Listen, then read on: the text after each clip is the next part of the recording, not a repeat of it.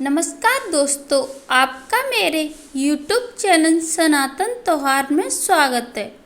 आज मैं आपको नाग पंचमी की कहानी सुनाने जा रही हूँ। अगर आपको कहानी पसंद आए तो कमेंट बॉक्स में कमेंट करके ज़रूर बताएं। साथ ही आप मेरे चैनल पर नए हैं तो सब्सक्राइब कीजिए और बेल आइकन पर क्लिक ज़रूर कीजिए, जिससे मेरी वीडियो के नोटिफिकेशन आपको मिलती रहें। हिंदू धर्म में नाग पंचमी मनाई जाती है। कुछ क्षेत्रों में इसे भैया नाग पंचमी के नाम से भी जाना जाता है। पंचांग के अनुसार नाग पंचमी हर वर्ष श्रावण मास की शुक्ल पक्ष की पंचमी तिथि को मनाई जाती है। मान्यताओं के अनुसार नाग पंचमी के दिन नाग देवता की पूजा की जाती है। माना जाता है कि इस दिन नाग देवता की पूजा करने से और सांप को दूध पिलाने से जीवन में सौभाग्य और समृद्धि होती है। इस वर्ष नाग पंचमी 9 अगस्त दिन शुक्रवार को मनाई जाएगी। नाग पंचमी के दिन पूजा का सही समय शाम 5:47 से रात 8:27 तक रहेगा। नाग पंचमी की पूजा में नाग पंचमी की कथा पढ़ना बहुत शुभ माना जाता है। ऐसा कहा जाता है कि इस कथा को पढ़ने बिना नाग पंचमी की पूजा अधूरी होती है। अब सुनिए नाग पंचमी की पौराणिक कथा। जन्मेजय अर्जुन के पोते राजा परीक्षित के पुत्र थे। जब जन्मेजय को पता चला कि सांप को काटने से उसके पिता की मृत्यु हो गई है, तो उन्होंने बदला लेने के लिए सर्प नामक यज्ञ का आयोजन किया था। ऋषि आस्तिक मुनि ने नागों की रक्षा के लिए श्रावण मास की शुक्ल पक्ष की पंचमी के दिन यज्ञ बंद करवा दिया था। इस कारण दक्षक नाग के बचने से नागों का वंश बच गया। आग के ताप से नाग को बचाने के लिए ऋषि ने उन पर कच्चा दूध डाल दिया था। वहीं से नाग देवता को दूध पिलाने की प्रथा शुरू हुई और तभी से नाग पंचमी का त्योहार मनाया जाने लगा।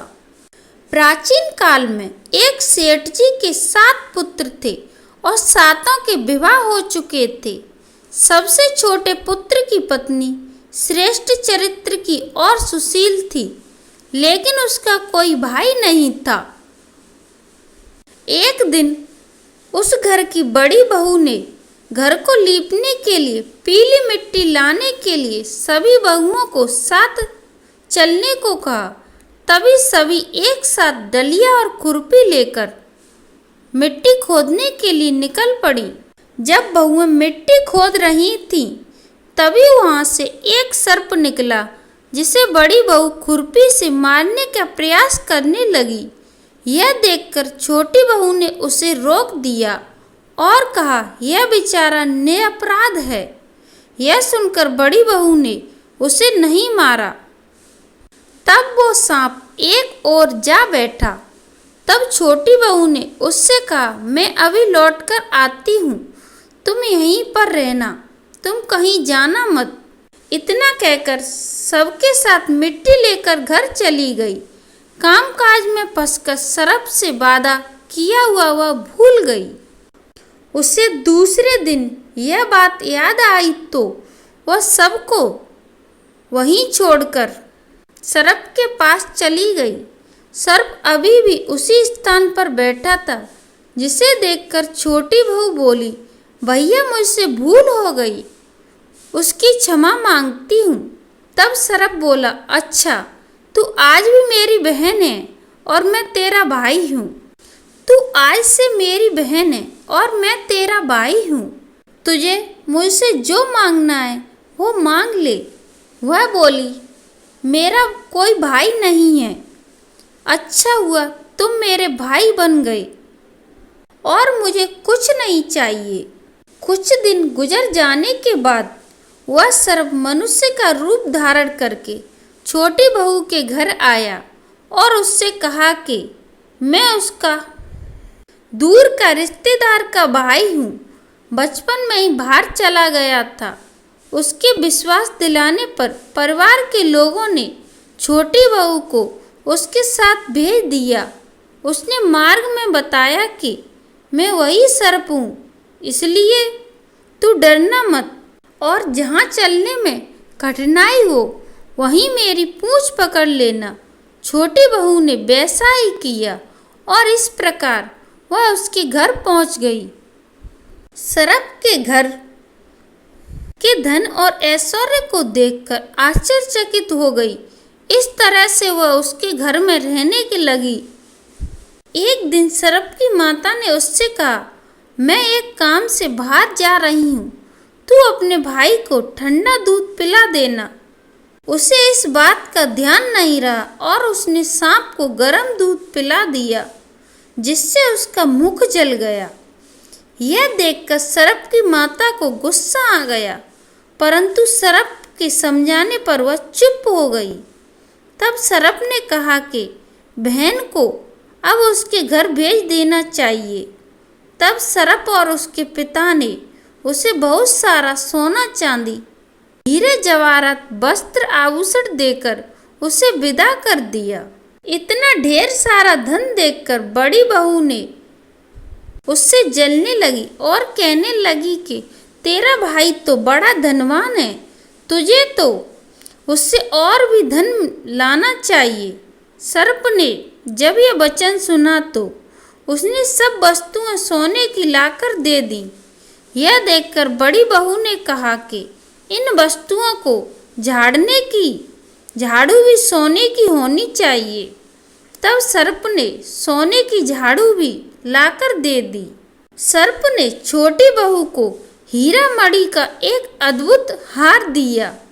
उसकी प्रशंसा उस राज्य की रानी ने सुनी तो वो राजा से बोली कि जो हार है वो मुझे चाहिए। राजा ने मंत्रियों को आदेश दिया कि उससे वह हार तुरंत ले लिया जावे। मंत्री ने सेठ जी से जाकर कहा कि महारानी जी ने छोटी बहू का हार मंगाया है और वह हमें दे दो। सेठ जी ने डर के कारण छोटी बहू का हार दे दिया।